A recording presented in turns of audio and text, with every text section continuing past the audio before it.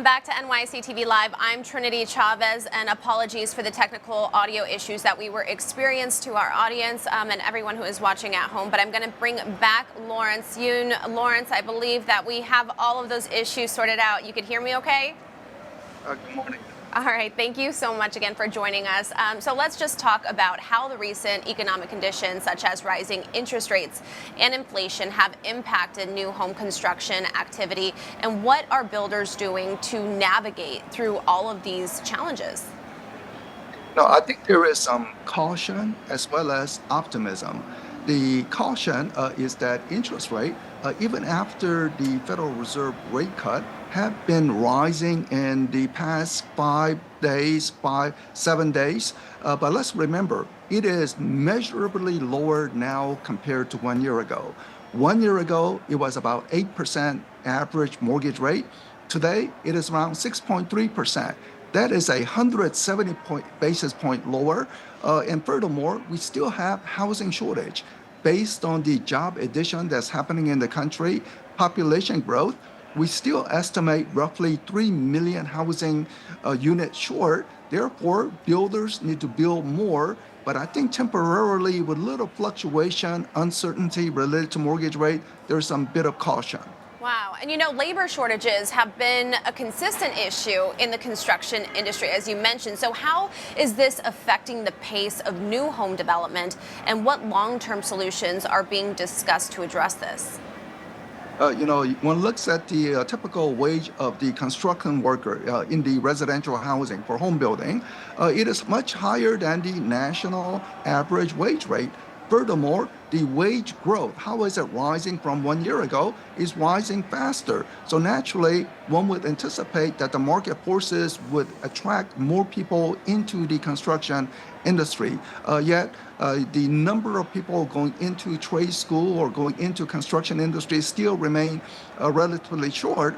Therefore, I think we need to begin to talk about broadly about how the market forces. Some people go to college, some do well, but others are coming out with huge student debt.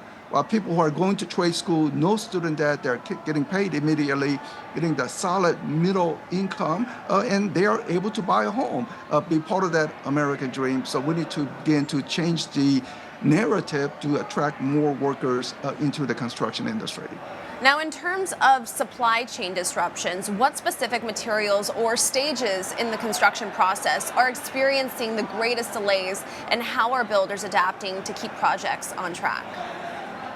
Overall, the lumber prices, which had been a big issue a couple of years ago, now that is functioning pretty well. So the lumber prices have come down almost back to normal conditions, good operation. And of course, there will be some supply chain issues on some specific material, but right now we're not seeing any one particular that is prolonged, not persistent. So maybe one item like garage door may not arrive on time to complete the home construction, but overall supply chain, I think, is pretty much diminished. It's not an issue anymore. But what is a bigger issue is really about the local government, state government on the zoning regulation or huge fee required to take out a housing permit. In California, more than $100,000 just to take out a housing permit. So one can say that sometimes the government is getting in the way. So if we can remove some of the barriers, make it easier for the builders to get into the action, then we can relieve some of the housing shortage. And let's talk about the different regions and how they differ from around the country. What shifts are you seeing in the demand for new housing when we look at it from this vantage point, and how are builders responding to these regional variations? Overall, the newly constructed home sales are rising, while the existing home sales, which typically used to be about 90% of the market, still is trying to get back on the recovery. But the newly constructed homes, what the home builders are doing, even with some incentive offerings, they're able to turn profits. Broadly speaking, it's the southern state and the Rocky Mountain state that is doing very well for the builders. There's more restraint in the New England states. Trying to get that housing permit is difficult, but the prices are very strong in the New England region. And on the West Coast, I think just the high price point And again, some of the government regulation may be deterring builders from becoming very active. So really, the South and the Rocky Mountain states doing very well. Now, considering the current economic environment, and we are in an election year, what do you see? What is your outlook for the new home construction sector over the next 6 to 12 months? And do you anticipate any specific policy changes will influence or impact the sector? Looking at broadly, looking at the longer term horizon, say to 2020, end of 2025, end of 2026, I believe the building activity would rise roughly 15% each of those years. So given the housing shortage, I think there's a financial incentive for the builders keep to adding to the supply. Related to the policy issue, we just need to make sure that there is no additional onerous, burdensome activity. President Trump has talked about opening up some of the federal land like in the Rocky Mountain state so that more homes could be built. Vice President Harris has talked about reducing some of the regulations so the builders can be more active. So at least that both political parties are recognizing the need to build more. We just have to overcome and let's have some consistency because we need to relieve some housing shortage that is in the country.